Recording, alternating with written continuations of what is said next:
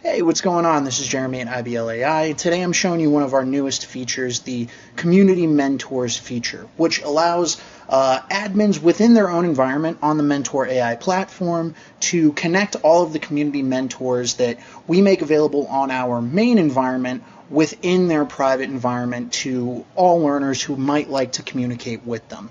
This includes a number of mentors we've created using the OpenStax open resource textbooks for a range of college level courses and subjects. So in order to do that, if you are an admin within your own environment, what you would do is you would navigate to the user icon in the upper right hand corner here. Once you do that, it's going to open this drop-down menu with your profile, the environment that you're in, a help icon, and log out.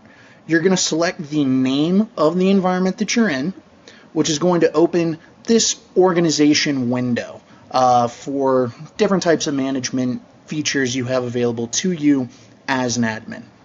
You're going to come down to Advanced, and this Community Mentors tab right here, you're going to toggle this on. Now, once you've had that enabled, you come over to the Explore column, and from here you'll see the entire fleet of community mentors that we make available to anybody on the platform within your private environment, including all of these OpenStax textbooks, and then a number of agents and mentors for a range of use cases for you to explore. Now, if you enable this, the learners in your environment will have the ability to communicate with any of these mentors, but will not have the ability to make any changes to these mentors. However, you as an admin will have the ability to make changes to these mentors. Say you're teaching an introductory to statistics course.